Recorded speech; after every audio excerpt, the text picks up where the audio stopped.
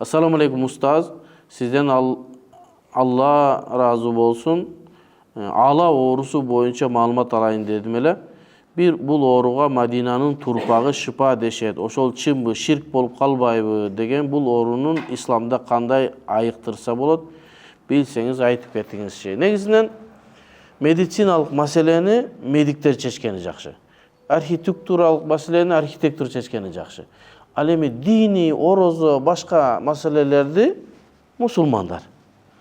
Анан бардыгы эле суроого жооп бере бересиңер деп дагы бизди айыптагандар бар. Силер эмне психология келсе деле жооп бере бересиңер, медицина келсе деле жооп бере бересиңер. Чындыгында мен медициналык билимим жок.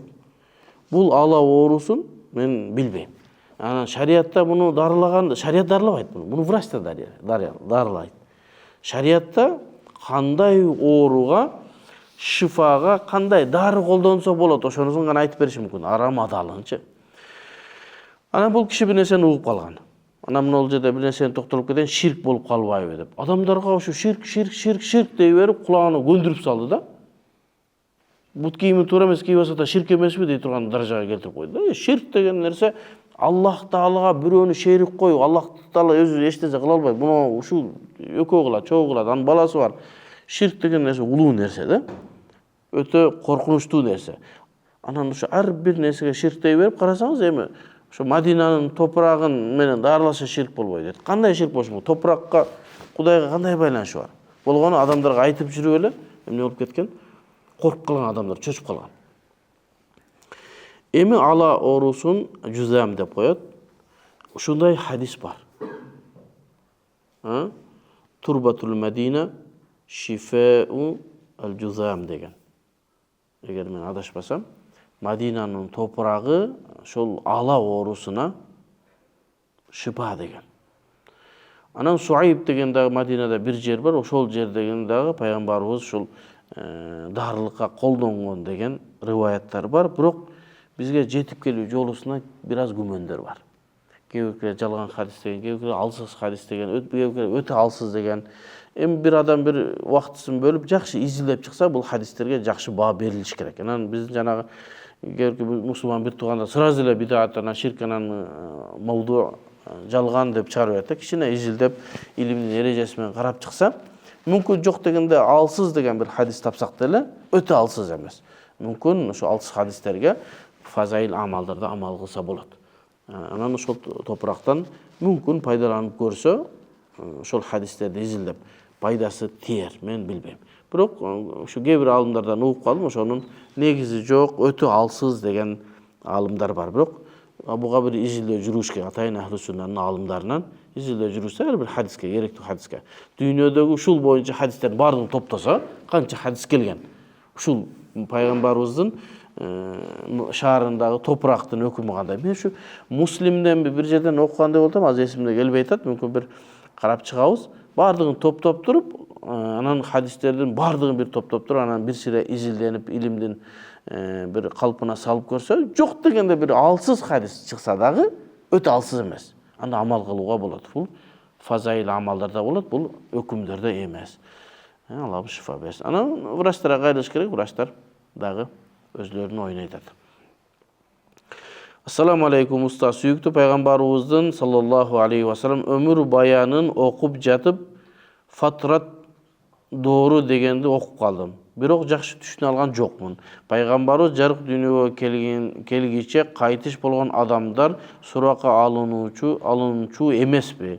Сураны түшүндүрүп берип коюңузчу дейт. Иса пайгамбарыбыздан кийин пайгамбар жөнөтүлбөй, Иса пайгамбардын алып келген дини унутулуп жок болуп кеткен мындай фатралар бар да, мындай бөлүкчөлөр. Ошондой убакыттагы өлүп кеткен адамдарга, дин жетпей өтүп кеткендерге суроо жооп болбойт деген алымдардын сөзү бар. Себеби кайсы бир коомго биз пайгамбар жөнөтпөйүнчө аны азаптабайбыз деген Аллах Тааланын аяты бар. Анан ошондон айтышат, пайгамбарыбыз саллаллаху алейхи ва салламдын ата энеси мына ушул фатратта өткөндүктөн, ушул бир доорду өткөндүктөн, иншалла алар пайгамбарыбыздын шапааты менен бейишке кирилет деген söz бар. Эми дагы башка хадистер бар. Пайгамбар саллаллаху алейхи вассалам мен апамы зиярат кылып, ага истигфар айтууну сурадым. Мен зиярат кылууга уруксат берди, бирок истигфар айтканга уруксат бербеди. Эми алымдардын бул хадистерде көп пикирлери бар. Ошон үчүн мазхабты кармаш керек. Мазхабта, ахлу суннада пайгамбарыбыздын ата энеси кыяматта бир тозокко түшпөй тургандардан болот дейт. Ошого имам Абу Ханифа рахматуллаху алейхинин Фиккул Акбар деген китебинде ма мата деп келет. Неме алал куфр, ата энеси капырлыкта өлгөн эмес деп. Анан кээ бир нускаларында ма деген сөз калып кетип, мата алал куфр, капырлыкта өлгөн деген маани чыгарып калган. Анан аны алымдар изилдеп мата өлгөн эмес деген немени эски колжазмалардан таап чыгышты. Биздин устазыбыз Шейх Саид Багдаш өткөндө мен умрага барганымда ошол Фиккул Акбардын жаңы колжазмасын жарыкка чыгарыптыр. Ошол жерде дагы мата ата пайгамбарыбыздын ата энеси капырлыкта өлгөн эмес деген маани бериптир. Эми ошондон улам ушундай бир доор болгон. Ошол доордогу пайгамбар жетелек мезгилдегилерди Аллахка тапшырып кое бергенибиз жакшы. Кааласа Аллах Таала өзү фадлы менен бейишке киргизет, кааласа азаптайт. Анан эми көпчүлүк алымдар пайгамбарыбыздын ата энеси, көпчүлүк эмес дээрлик, бардык алымдар, кээ бир гана бир-эки адам болбосо, көпчүлүк алымдар пайгамбарыбыздын ата энеси мына ушул фитра доорунда деп кыяматта ийгиликке жетүүчүлөрдөн болот деген. Аллаху алам. Ассаламу алейкум. Өзүм оор жумушка жарабайм. Айылыбызда арак ичкен байке бар dedi. Ошого арак алып берип, жумуш жасасам күнөө болбойбу? Акчасын берсем албайт. Магазин карызымды кармап калат деп. Чоң рахмат, Алла разы болсун. Жок, аракка акча бербейбиз. Бизде арак маселесинде сатып алганга болбойт, ичкенге болбойт, сатканга болбойт, жасаганга болбойт. Ошон үчүн жанагы мурдагы сабактарыбызда айтканбыз, хадистерде 10 адам куюп берген дагы, ташыганда баары лаанатталат дейт. Буну ханафилер башкачараак түшүнгөн. Бизде ичкен, жасаган, саткан гана күнөөкөр болот. Калгандары макрунун бил маасия, калгандары ошондон күнөөнү максат кылса гана жеткизип берүүдөн, куюп берүүдөн, алып берүүдөн, анан эмне куюп берүүгөндөн деле ошого кирип калат деши мүмкүн, бирок этия шарттан жок. Такыр сатып алып бербеш керек. Эмне дейт? Мына акчаңыз. Кандай кылып иштетсең ошондой кылып иштет. Акчаны бергенден кийин анын деле оюна келет, өзү кантип сатып алышты сизден жакшы билет болчу. Болгону сиз сатып алып бербеңиз. Эми иш кара жерге келсем бүтпөйт, өлгүчөңдү деле бүтпөйт да. Анан эми ушу ишин бүтүрөйүн деп күнөөгө батып калбаңыз. Алып бербеңиз, акчасын бериңиз. Анан ал барып өзү эмне кылса ошо кылсын. Сиздерге суроом бар эле. Элдик медицинада аялдын толгоосун тездетип, жеңил төрө үчүн жыланын кабыгын, терисин, тонун демде битсе жакшы жардам берет дейт. Ушуга ишенип ичип көрсөм динден чыгып калбаймынбы? Ширк болуп калбайбы? Көрдүңөр? Дагы. Бүт нерсени адамдарга айта берип, ширк дей берип, адамдарга ушундай. Эми элдик медицина дегенде эми эмнени максат кылып атат билбейм. Өзү медицина бир эле медицина. Болгону мурдагы медицина, анан өнүккөн медицина. Илгери медицина эмне болгон? Тамырды кармап, анан чөп чарлар менен дарылап, ушундай кылып илгери ошондой себеби аппарат жок болгон. Анализ тапшырган жери жок. Тамырды кармап билген. Ана медицина өнүккөн сайын тамыры кармабай, аны аппаратка салып калды. Андан кийин диагноз койгондо илгеркилер тамырына кармап диагноз койсо, азыркылар чоң аппараттар менен диагнозун чыгарып атат. Мурдагылар чөптөн, тоодон терип келип кылып атса, азыр ошо чөптү да кошуп, анан химикат да кошуп дары жасап атышат. Бул медициналык нерсе, болгон медицина мындай өнүгүп атат деген нерсе. Анан бизде мүмкүн ошондой азыркы бул медицина башка, анан элдик медицина деп эски медицинаны колдонуп калышат. Бирок мен айтып атам, ушу элдик медицина дегенде коркунуч бар. Биринчи аларда илим болушу керек. Анан мен атаман ушундай көрүп калдым эле, анан ушундай болуп калдым эле деп, же болбосо атайын бир тажрыйбадан өткөн адам болуп, ошонун илимине ишеним боло турган болсо, анан өзүңүз тапшырсаңыз болот. Жөн эле бирөө кылып атат экен деп барып өзүңүздү неме кылып албаңыз да, мындай бир коркунучка алып барбаңыз. Же болбосо бир тажрыйбадан өткөн бир табып бар, Tajribadan ötkөн, iş kılıp жүрүp, adamдарды айыктырган, tajribadan öttü. Demek bilet eken, çöptөрдүн sırlarını bilet eken. Makul, barsanız bolat. Bирок жыландын эти дагы, терisi дагы шариятыбызда дурус эмес. Эгерде ушундай абал болуп калса, шундан башка дары калбады, өлөт деген диагноз коюлса, андан терисин ичип, ошо толгонун жеңилдетсе мүмкүн эми. Бирок ага жеткизбейли, медицинанын өзүнүн жолдору бар, жеңил кыла турганы бар, такыр болбосо кесарево кылабы? Кылат. Анан бизде бир аят бар, ошол аятты окуп туруп, сууга ичип, төрөткөн жакын кылса, төрөтү жеңил болот деген тажрыйбадан өткөн дуа бар. Муну устаздарыбыздан ижаза менен алганбыз. Мүмкүн иншалла ошондо жарыялап коебуз. Анан буга ишенсе ширк болбойт, бул арам болушу мүмкүн. Жанагы жыландын териси, тону таза эмес. Бирок ширк болбойт. Ширк качан болушу мүмкүн? Жыландын териси мага пайда берет, Аллах таала пайда берип этсе мүмкүн ширк болушу мүмкүн. Ассаламу алейкум. Баланын чоң жана кичүү заарасын жууса даарат бузулабы? Бул дагы ошол жанагы биздин мазхаб кармаган туугандардын элге жайган дааватынан кийинки суроо. Бул маселени жооп берерден мурда токтололу. Эркек киши өзүнүн жыныстык мүчөсүн кармаса даарат сынабы сынбайбы деген маселе.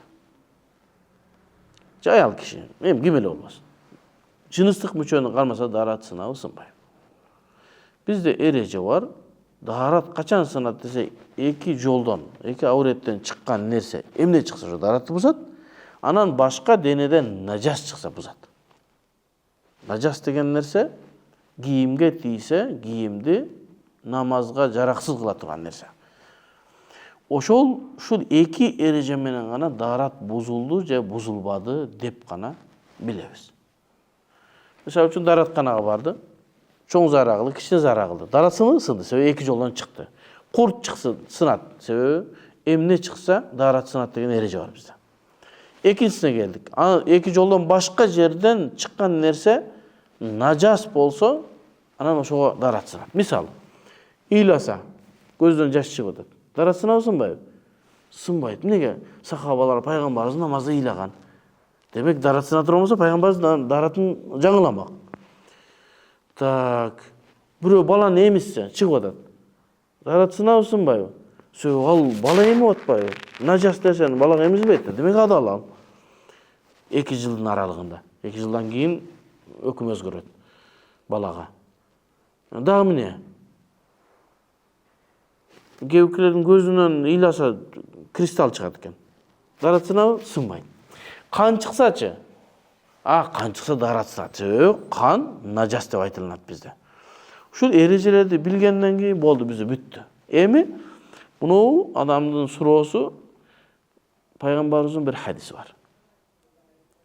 Аны бир аял, сахабия аял риваят кылган, ким жыныстык мүчөсүн кармаса даарат алсын деген. Ошол хадисти көргөн дагы түз өкүм алып туруп, анан ушундай болуп атат. Эми мына жаш баланын артын жууп атканда тийип атпайбы анын мүчөсүнө? Мен дааратым сынып калат, тийсе эле сынат деген. Бизде дагы башка хадис бар, пайгамбар саллаллаху алейхи вассаламдын. Бирөө айтат да, бир араби келип айтат: "Я Расулаллах, биз намазда турганыбызда кээде бир жерлерибиз кытышат. Ошону тырмап атканда колубуз өзүбүздүн мүчөбүзгө тийип кетет. Дааратсыбыз сынабы, сынбайбы?" десе пайгамбарыбыз: "Ал сенин бир мүчөң даарат сынбайт" дейт. Ушул хадисти алып биздин ханафи мазхабда даарат сынбайт деп айтылат. Башка бир мазхабтагылар же мазхаб кармаганда тиги хадисти алгандагы даарат сынат деген. Эми биздин далилибиздин күчтүүлүгү каякта? Алардыкы каякта? Биринчиден, биздики даарат сына турган нерселерди эки эрежеге бөлгөнүбүз бул күчтүү далилдер менен. Муну бүтүндөй аалым адамдар ошону макулдаган. Эми бул кол тийип кетти деген жанагыларга каршы болот. Же нажас чыккан жок, же арткы авреттен, алдыңкы авреттен чыккан жок. Тийип кетсе эле эмнеге бузулуп атат? Бу жакта дагы хадис турат. Пайгамбарыбыздан: "Сенин бир мүчөң даарат сынбайт" деп атат. Бул хадисте кичине проблема бар. Бул хадисти аял риваят кылган. Билбейбиз, ал аял кандай жаттаган. Аалымдар бул хадисти эмне кылган? амал кылуудан таштагандагы жанагы көптөгөн аяттар бар да, кишилер дарат тияк бияктан келсеңер дарат алгыла деген хадистер бар, пайгамбарыбыздын амалы бар. Ошо менен эки эреже түзүлүп, эки авреттен чыккан ише дарат сынат, анан денеден нажас чыкса дарат сынат деген бул хадис ошолордун баардыгына каршы келет. Демек пайгамбарыбыз эч качан өз алып келген динге, өз айткан хадиске каршы сүйлөбөйт. Демек хадисти риваят кылганда проблема кеткен. Себеби хадисти риваят кылууда хадисти маани менен риваят кылганда эч ким жаттап 100 жаттаган эмес. Хадистер 98% маани менен риваят кылган. Пайгамбарыбыздан сахабалар уккан, угуп туруп бизге айткан. Мүмкүн кичине айырмачылыктар болушу мүмкүн. Ошого аны жалпы муштахид алымдар маселелерди чечип атканда жалпы эрежеге карайт, пайгамбарыбыздын башка амалдарына карайт, анан эреже түзүлөт, анан бир хадис турат, ошол эле мааниде. Үчөөңдү кармасаң дарат сынбайт деп атат, бирөө атат дарат сынат деп атат. Дарат сынбайт деген жалпы эрежеге туура келет атат. Муну алабыз да, муну тыштап коебуз, мүмкүн бунда бир катачылык кеткен. Анан кээ бирки изилденбегендер, маскап кармабагандар бир хадис көрсөтүп амал кылып кете берет. Анан муну ошону айткан, анан аны уккан. Анан баланын артқы бала сиет чичат, ошону жугуп атканда анын мүчөсүн тийди, дарат сынбайбы деген түшүнүк ошодон келген. Ханафи маскапта сынбайт. Биздин далилибиз ушундай. Ассаламу алейкум, устаз, кандайсыздар деп. Жакшыбыз. Устаз, менин суроом, келинчегим башка улуттан болот. Ислам динибизди кабыл алган дейт, машалла. Бирок эч кандай ислам жөнүнө түшүнүгү жок. Азыркы учурда Россияда турабыз, уулубуз, кызыбыз бар. Аллага шүгүр. Мен ислам жөнүндө китеп алсам, ошону окусак, кыргызча, орусча перевод менен ислам жөнүндө түшүнүп калат беле деген ой сиздерден сурап коеюн деген элем. Рахмат. Кандай китеп ал деп сунуш берет элеңиз дейт. Мындай кылайлы. Аллахым разы болсун. Ошондой башка улуттан алсаңыз да, ошону ислам динин кабыл алган болсо, сиздин бир кызматыңыз болду алчы. Ошол мүмкүн сиз албасаңыз, ал мүмкүн ислам динин кабыл алмаган эмес. Россияда өзет, мүмкүн орус аялдар. Бирок бизде орус башка мусулман эместерди алууда бизге эки эле аялдар уруксат. Бул христианкалар же еврейка. Христиандардан дагы же католик, же православ. Баптист, саптисттер болбойт. Алар баптисттер ошол христиан дининен бөлүнүп бузулуп кеткендер. Ошого мусулман эмес кыздарды аларды караш керек. Еврейкабы алсаң болот. Православбы же католик болсо алса болот. Андан кийин аны дават кылып дини исламга киргизсең сооп болот. Кирбесе деле болот. Бирок биздин ханафи мазхабта макрух. Эмнеге десе, азыр. Эмнеге десе, себеби балдарды эне тарбиялайт да. Анан башка диндеги аял балдарды башкача тарбиялап коюшу мүмкүн. Ошон үчүн алып атканда ойлонуш керек да. Ошон үчүн макрух деп айтылган. Китептен өз алдынча ислам динин үйрөнүү окубаганга караганда зыяндуураак. Лучше ла иляха илlallah Мухаммад Расулуллах деп жүрө бергениңиз жакшы. Туура эмес китептерди алып исламды туура эмес түшүнгөндөн көрө. Ошон үчүн китептерге көңүл буруш керек. Эмне китепти окуп атасыз, кимдин китебин окуп атасыз? Эң маанилүү кимдин китеби? Чубак устаздын китеби, Абдушукур Дамланын китеби. Коркпой окуйсуз. Башкалар, мен азыр кыргызча китепканаларга, мен өзү негизи кыргызча китептерден диний китептерди окуй албайм. Окусам ушундай кытыгым келет да, нерсе кылып жазганда. Окусам биздин классикалык китептерди окуйм. Сыңган кылыч, Чыңгыз Айтматовдукун, тиги кел. Ошол биздин эски Төлөгөн Касымбеков ошолордун чыгармаларын окуйм. Дини кыргызча китептерди окуй албайм. Ошо кирип карасаңыз тааныбайсыз. Паланча кызы түкүнчө дейт, паланча уулу паланча дейт, паланча түкүнчө дейт, хазырат биринче дейт, тааныбайсыз ким экендигин. Анан ушинтип бир жерде айтсам, бир таксыр айтат: "Сен биринчи китеп жаз, анан кийин ушинтип айт" дейт. Сен биринчи китеп жаз, анан кийин бирөөлөргө санайт. Мен айттым, сен биринчи китеп оку, анан жаз. Биринчи окуш керек. Анан жазыш керек. Бир 20-30 жыл оку, Анан китеп жаз. Эки жолу курска барып анан бир жол салынып турсаңыз китеп жазганга эмес. Китеп жазыш деген нерсе сендеги илимди адамдарга жеткизе албай атасың да айтып. Кой аны өлүп калбайын, мендеги илимдер кетип калбасын деп кагазга жазып иштеп кетесиң. Биринчи илгери жөн илимиңе бер. Анан жетишпей атсаң, түндө адамдар келбейт да. Түндө кой шуну мен өзүмдөгү бар илимди эле жеткизе албай калбайын, шуну жазып аманатым берет. Анан китепке жазасың. Акча табыш үчүн эмес. Анан карасаңыз тааныбайсыз да. Эми ошо тааныбаган китептердин аттары сонун. Бала тарбиялоонун 8 немеси усулу исламдагы дейт. Аны Чубак ажыдан сурасаң, зорго айтып бериши кандай токчоч китептерди карайын дейт да. Исламдагы бала тарбиялоонун 8 эрежеси деш үчүн исламды полный окуп чыгышың керек. Анан 8 эрежени шунча исламдан кыскартып келип туруп бала тарбия 8 эрежеге түзүшүң керек.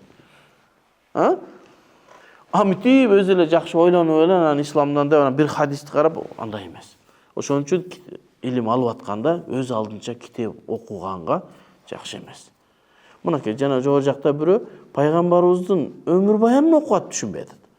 Өкүмдөрдү, хадистерди түшүндүргөндө каяктан түшүнөт ал? Пайгамбарыбыздын өмүр баянын макул деп атабыз, эми кыргызча которулса макул. Пайгамбарыбыздын өмүр баянын билип калсын десек, ошону да кыргызча окуп түшүнбөй атат. Сабак берилиш керек. Ошон үчүн муну бизде молдодон көп неме жок азыр биздечи. Мечиттер ушул бойдон. Ар бир молдо понедельник, вторник, среда, четверг, субботага чейин сабак койсо, бирөө тажвидтен койсун, бирөө сирадан койсун, өмүр баяндан, бирөө Курандан койсун, бирөө тафсирден, бирөө хадистен. Адамдар ошол жерге келип маалымат алат. Жок. Анан адамдар жетей үйдө туруп алып, тааныбаган адамдар китеп жазат. Ал китептерден сиздин канчалык даражада туура жол табасыз, ал өзү коркунучтуу. Ошон үчүн мен сабактарды угуң деп айтат элем. Азыр эгерде орусча боло турган болсо, Чубак ажынын сабактары орусча которулуп баштаган. Сонун. Чүкүдамланын орусча которулуп баштаган. Ошолорду угуз, ошо орусча которулганын угуп бүтүкчөң деле исламга келип неме, жакшы эле илимдүү болуп калат. Анан сабактарды угуш керек. Чубак устаздын сабактары бар. Баштан аягына чейин китептерди сабак берип киргизип койгон. Суроо жооптор ук ошон. Өмүрүң жетпейт. Ошол жактан уксаң, Чубак ажы аны тандап алып келип туруп сага боло турганын айткан, башың оорутпайт. Ошон үчүн илим алганда китептен эмес, устаздан алыш керек. Аллах таалам үй бүлөңүзгө береке берсин. Кандай китеп десеңиз мен сунуш кыла албайм. Кыргызча китептерди билбейм. Пайгамбарыбыз саллаллаху алейхи ва саллям кызын турмушка узатып жатып күйөө баласына айткан айтып берип кое аласызбы? Күйөө баласы үйүнө барганда кандай амал кылып биринчи түндө кандай өткөрүш керек экенин, ошол тууралуу маалымат алайын дедим эле, интернеттен таппай койдум дейт. Менин деле эсимде жок. Муну караш керек, Пайгамбарыбыз кызын берип атканда эмне насаат айткан экен, хадистерден изилдеп тапса, болот. Мүмкүн бир макала кылып чыгарганга аракет кылам иншалла.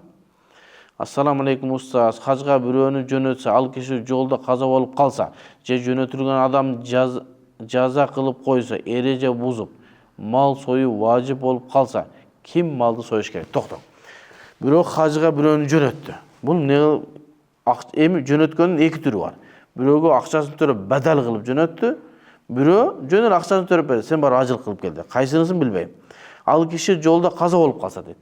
Каза болуп кала турган болсо, ихрамда же болсо сапарга чыккан мезгилде өлүп калса, ошол ажылык фи сабилилла өлдү деп айтылабыз, Кудай жолунда.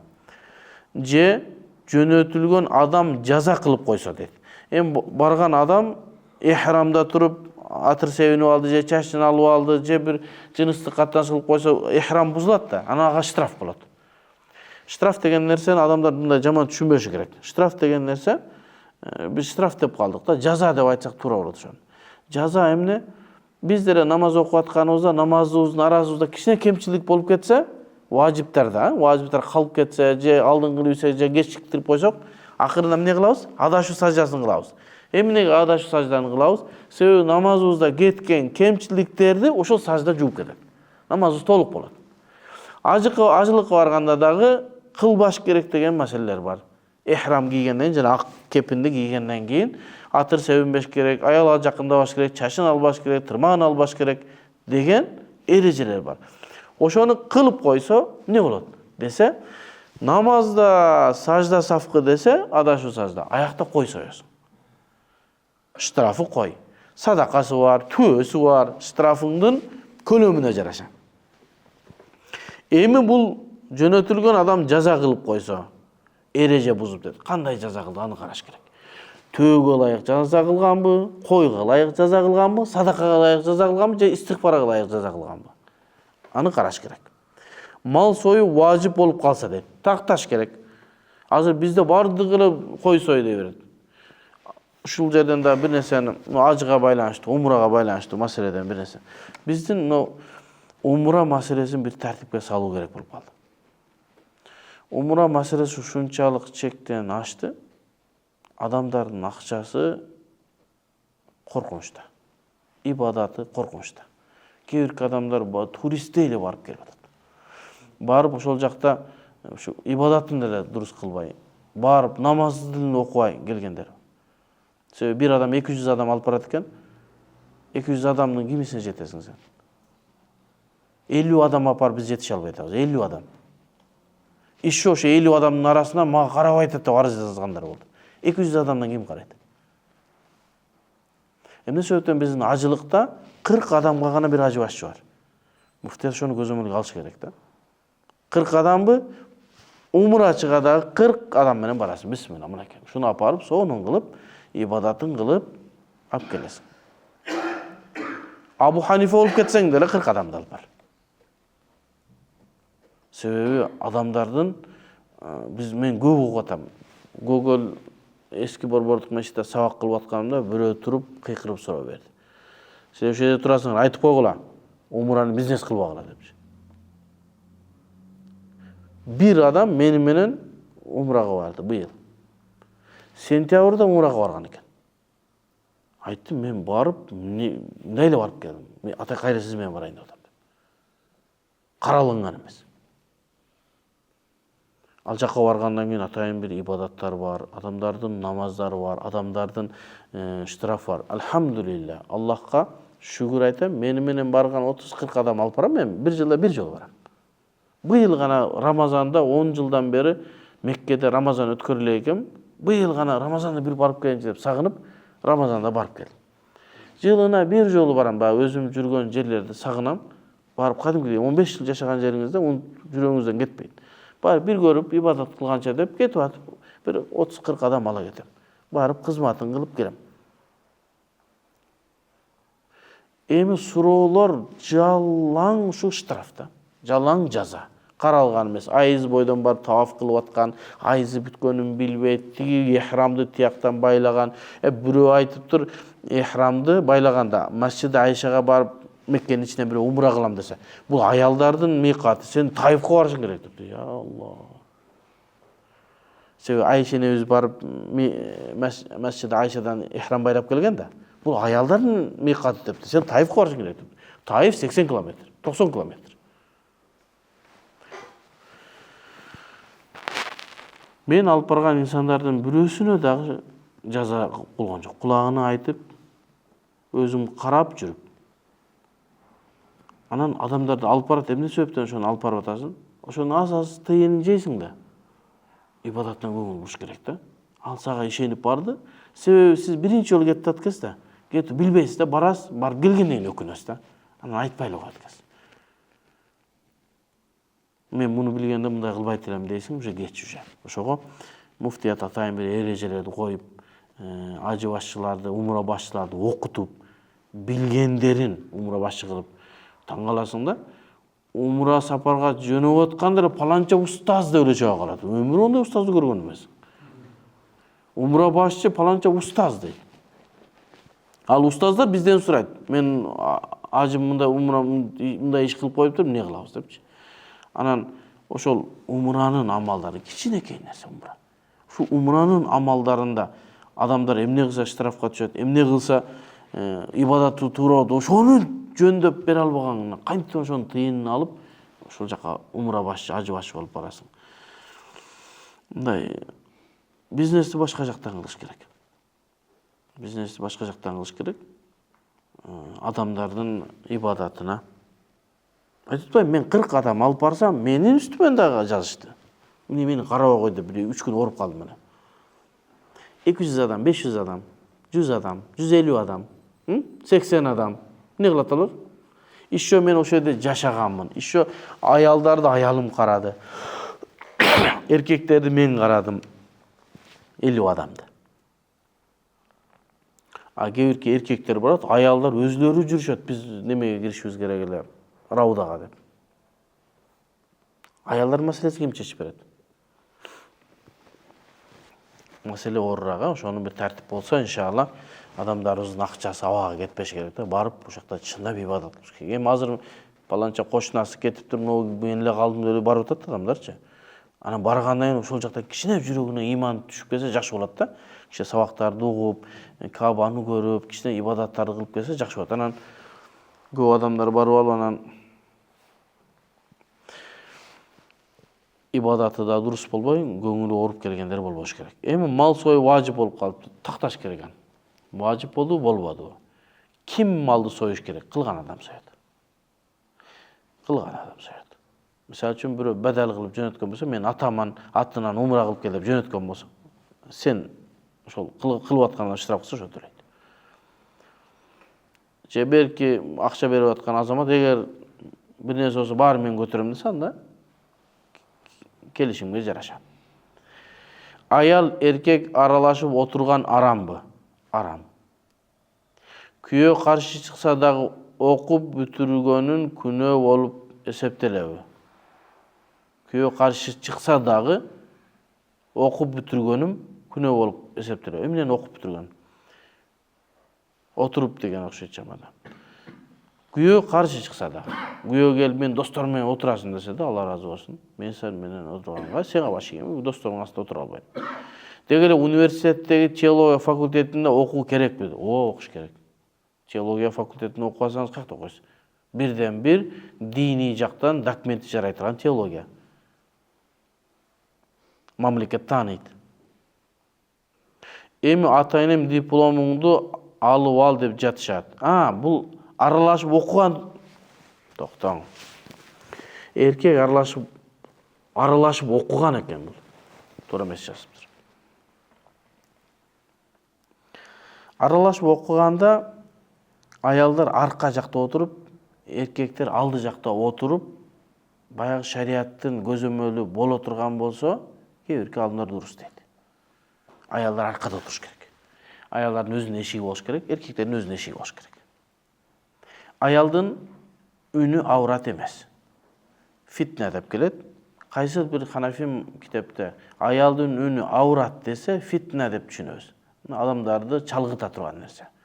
Ошого олуттуу болуп суроо бергенде, олуттуу эркелебестен суроо берсе болот. Анан аялдар арт жактан, эркектер алды жактан чыгып, шариаттын талаптары каралса, мисалы аялдарды карабайсың, алар хижапта, андай болбосо жакшы эмес. Жакшы эмес. Эми бизде светский мамлекетибиз дейбиз дагы, азыр Исламский университеттен башканын бардыгы аралашып окуйт азыр. Исламский университет гана аялдардын өзүнүн бөлүмү бар, эркектердин өзүнүн бөлүмү бар. Куветский университетти караңыз, Касини караңыз, теология, Арабаева бардыгы аралашып окуйт. Ошондо дагы биз теологияда, мен магистратурада окуп атам, аркада аялдар отурат, эркектер алдыда отурат. Хижапчан баардыгы жол салынгандар. Алар өздөрү чыгып кетет, биз өзүбүз чыгып кетебиз. Эми ушундай абалдарда окулунуп калына турган болсо, дурусан кантип дипломду албай коесуз? Ала бересиз дипломду. Ал жерде барып эки-экиден бөлүп кучакташып жатып калсаң, арам болот, Эми баягы исламдын шарттарын колубуздун келишинче карманабыз. Барып Арабаевага барып, мен аялдар, эркектер башка окут, мен окубайм десе, бар кет дейт да сен, туурабы? Ошого иншалла дипломду алыш керек.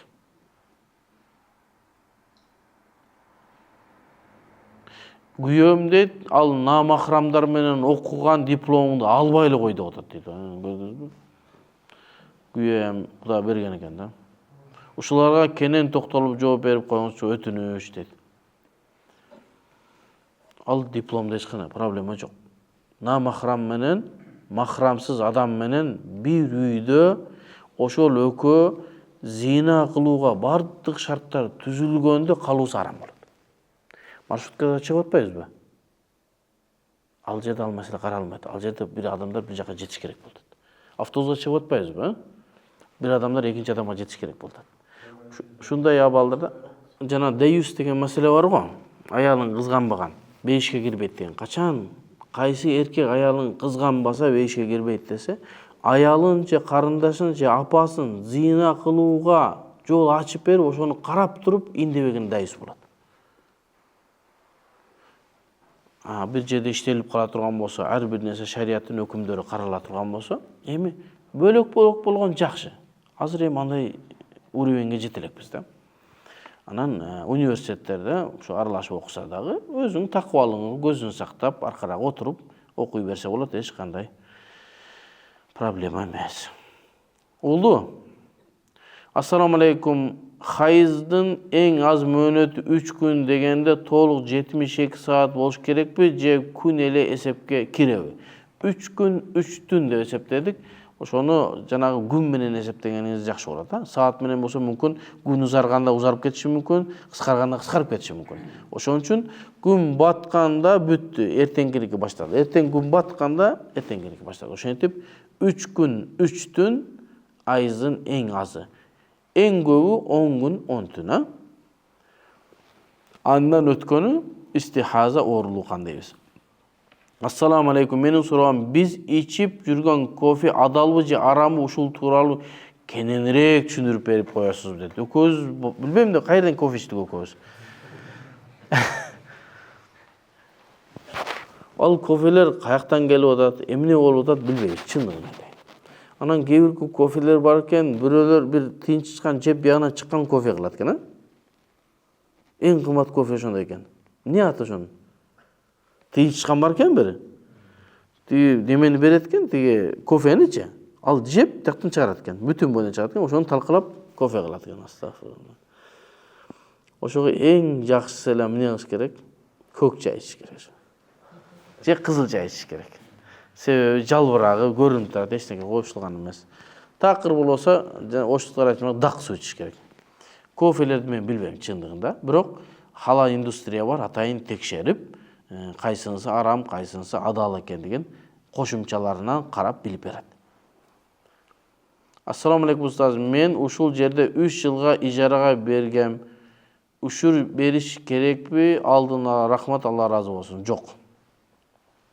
Дагы бир өтүнүчүм бар эле. Ушул алимент төлөбөй ажырашкандан кийин балдардын тек энесине гана таштап койгон эркектерге көбүрөөк эскертип берип коюңузчу. Өткөнкү сабагыбызда да айтканбыз. Эгер ажырашсаңар, жакшы ажырашкыла. Жашасаңар, жакшы жашагыла. Ажыраштыңбы? Аллах Таала экөөң ортоңордо бир мүмкүнчүлүк болбойт. Тагдыр ушундай экен. Бир бала, эки бала ажыраштың. Жакшы ажыраш. Болду. Бизде айтат, ажырашып атканда аялыңа кийим кылып бер. Шариатта. Шариат болду, кийим кылып, эми бар эми. Сен өзүң бактыңды тап, мен өзүм бактым. Болбой калды жашоо. Ортодогу балдар экөөбүздүкү. Мен бакканга милдеттүү менеш керек. Шариатта балдарды апа, энеси бакпайт, атасы багыш керек. Милдет. Алимент деген нерсе ошол биздин шариатыбыздан алынган. Умар ибн Хаттабтын мезгилинде биринчи негизделген. Пособие негизделген, анда. Алиментти кийинчерээк ошол. Бул күйөөнүн милдети да. Анан күйөө баш тартса, аял барып казыга арызданса, казы тигини чакырып, кулагын чөйүп туруп жазып берет. Муну багасын деп. Алиментти кийинчерээк дейби.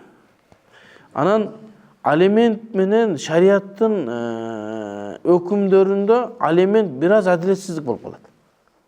Алимент сот минтип карайт дагы, сен айына 5000 сомдон төлөйсүң деп койт. Мүмкүн ал балдарга айына $1000 кететтир. Мектеби бар, кийими бар, тамак ашы бар, ооруп калса больницасы бар. Көп да. Ошонун бардыгын эркек мойнуна алыш керек. Мектебин да төлөшү керек, кийимин да алып бериши керек, тамагын да алып бериши керек, балагатка жеткенин. Балагатка жеткенден кийин эми балам эми өзүң иште дейсиң. Анан бизде ал бул жакта турсун, ошо мамлекет чегерген алиментти бербейт экен. Кээбикилер намыстанат экен, алиментке тапшырбадым, эми өзү берет. Өзү бербейт. Эркектер ошондой болуп калган азырчы. Ошого эмне кылыш керек? şeriattın göz karaşı menен yaşayım деген insan özünün kanından jaralgan balдарды караш керек. Балагатка жеткенге чейин. Бардык чыгымдар. Bila istisna. Эгерде бай баласы бай болуп кете турган болсо гана садака фитрин бербеши мүмкүн, калган бересин. Assalamu alaikum. Dagы bir суроом. Жүрөк бөйрөк ооруларына стенд коюлуп атат. Ал чочконуку гана адамга коюлат экен. Канчалык деңгээлде шарият каралган? Мен стенд дегенди чочконуна коюлат дегенди билбейт экенмин. Ал мындай эле бир немени коёт. Стенд өзү эмнеден чыгат?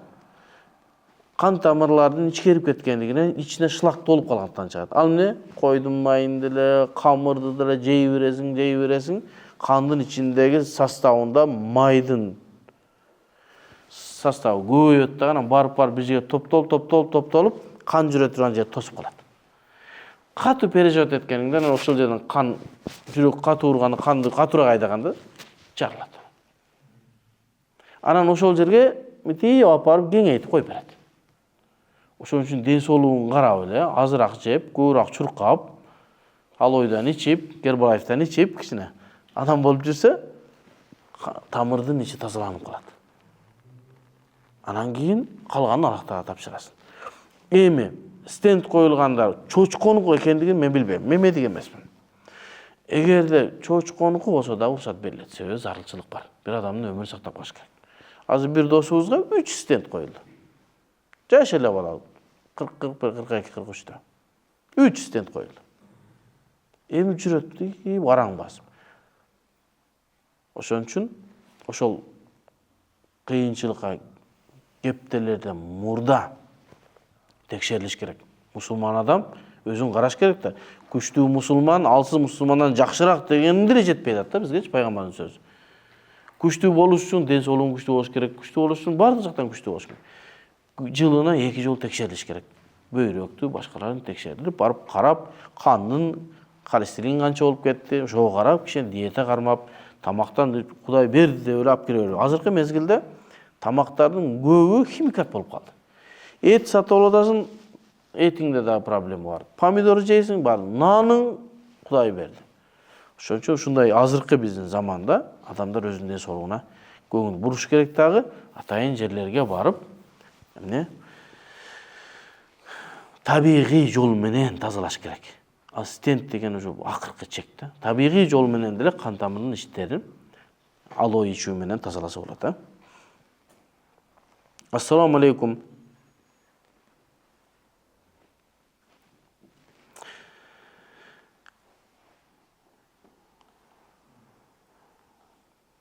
Анан дары-дармектерде дагы эгерде кошулмалар боло турган желатин деп айтылат экен, желатин бул териден алынат экен, жана капсулаларга ошол желатинден коюлат экен. Көпчүлүгү малдыкынан, анан дагы чочконукунан дагы кылынат экен. Эми ошол биз жеп аткан капсулаларды ичсе болобу болбойбу? Биринчи баягы нафсибизди, мындай денебизди арам нерседен тазалаш үчүн биринчи эрежени айтабыз. Ичпе, башка дарыны кара. Врачтар менен сүйлөш, кеңеш. Бир врач менен эмес, бир канча врач менен кеңешип, мунун составында оку, бунун составында ушундай чочконуку бар экен десе, башка бадил деп коет, ошонун орун басарын изде. Ошондой эле таасир жанынан жакшыраак таасир бере турган. Таппасаң, врач ушуну гана ичесиң десе, анда шариат уруксат берет. Анан ошого эми сиз бир аз кичине изилденип атабыз да. Адамдар азыр больницадан кагаз жазып берет, аптека бар, сатып ичип атат. Ал эмне бар ичинде? Ал капсуланын ичине чочконун сирин коюп койсо да ичип атабыз да. Билбейбиз аны. Ким билет? Лабораториябыз жок. Аз дарылардын бардыгын текшере турган даражада кыйын. Эми аркасынан жазып койгон. Ошого кичине этияттык шарт үчүн карап койгон жакшы. Такыр болбосо айла жок. Assalamu alaikum. Эчки менен текенин этин жесе болобу же жокпу дейт. Жалаң куруу сурап өткөн. Эчки менен текенин этин жеп эле жүрөбүз го, же тоо текен айтып атабы. Бир сабакты көрүп калдым. Жаш балдарды акылсыз унутча кылат, ден соолукка зыян деп болбогон сөз. Эчки жеп эле чоңойдук го. Эчки адалбы? Болду. Уйдун эти ziyan dep bir çıkıp ben bir жооп бердим эле. Уйдун этini жегендер hadis бар экен, жин оорусу менен ооруйт деген. Кудай урбу да, элдин баары жинди болуп кетпейби азыр? Бардыгы эле уйдун этин жейт да. Европа такыр эле көчөдө калбайбы жин болуп? Жин басып. Эми мындай айтылган сөз бар. Кайсыл жандыктын этин жесе ошонун сыпаты өтөт деген. Буну дагы такташ керек, канчалык деңгээлде. Биз жана ушу жылкынын этин жей берип, астыбыздан келсе тиштейбиз, аркадан келсе тебебиз. Бул суроолорду деле карап атпайсың, эмне деп? Же болобу, болбойбу дейт. Тиги орустар чочкону жей берип, ар жерде оонуп жатат. Мүмкүн эми. Болушу мүмкүн. Мен көптөн бери ойлондуруп келаткан бир суроом бар эле. Ушинтип уккандан кийин ойлойсуң да өтө олуттуу суроо берет окшойт десең, жөн эле бир нерсени сурайт. Мен көптөн бери ойлондуруп келаткан бир суроо бар эле. Мен бүтүрүүчү класстын окуучусумун дейт. 11-ди бүтүп аттыр. Теология факультетине тапшырсам деп жаткам.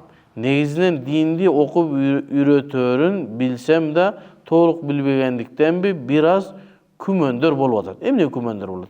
Бизде бир канча теология факультеттери бар. Арабаевада бар теология факультети, Манаста бар теология факультети, биздин Исламский университетте бар теология факультети. Жанагы экөөндө аралашып окуса, бизде бөлөк-бөлөк окуйт. Бизге келе мисалы, Исламский университетте теологияда эркек менен кыздар аралашпайт. Интернеттен карасам да кээ бирлер бул тууралуу терс ойдо экен дейт. Билбейм эмне себептен терс ойдо. Сурайын дегеним, бул илимге окуса болобу? Теологияны окуп алсаңыз, динден неме болот, документиңиз бүт жерге жарайт. Коркпой эле тапшыра берсе болобу? Сөзсүз болот, тапшырыңыз. Ассаламу алейкум устаз, менин суроом бар.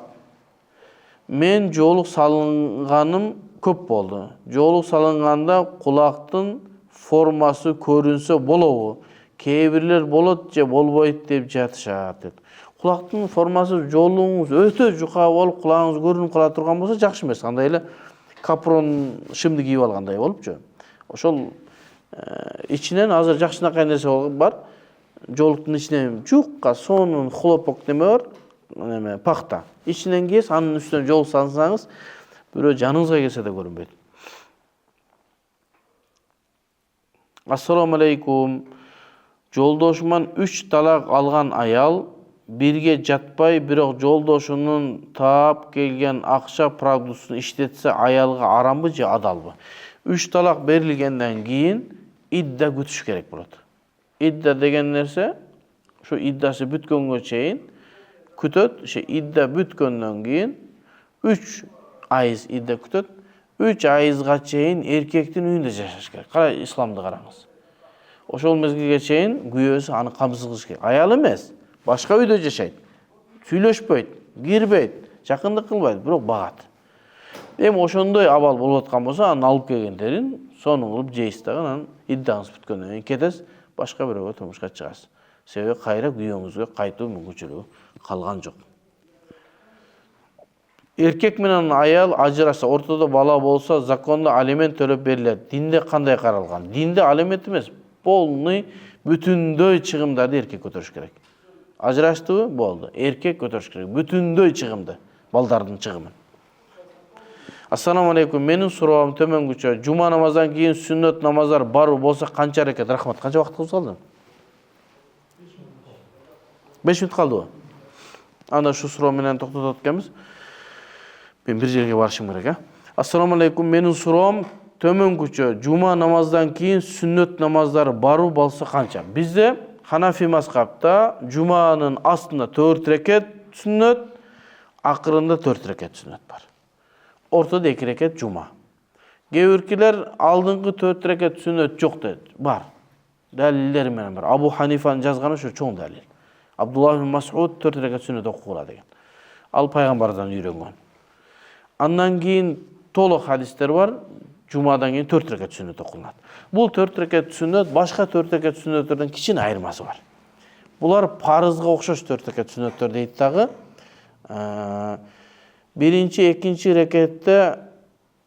рекетте отурганда ат-тахиятынан окуп туруп эле 3кө туруп кетесиз. Жуманын астында 4 рекет сүннөттү, жумадан кийинки 4 рекет сүннөттү, пешинин алдында 4 рекет сүннөттү. Ушу үчөөндө гана. аттахиятты окуп эле 3-кө турасыз. Андан башка 4 рекет сүннөттөрдүн бардыгында экинчи рекетке отурганда аттахияттан кийин салаватты да окуш керек болот. Мисалы үчүн бирөө асырдын астында 4 рекет мустахаб намаз бар го. Шуну окуйм десе 4 рекетти. Сөзсүз 2 рекеттен аттахият салават окуптан 3-кө туруш керек. Себеби алардын ар бири өзүнчө рекет болуп эсептелинет. Болду? Wa sallallahu ta'ala khayri halqi Muhammad wa ala alihi wa sahbihi ecmaîn. Allah Taala'm razı olsun. Ошо алган илимдерибиз пайдалуу болгон болсун, иншаллах. Дайыма 3-чү күнү ушул жерде ушундай кылып суроого жооп беребиз.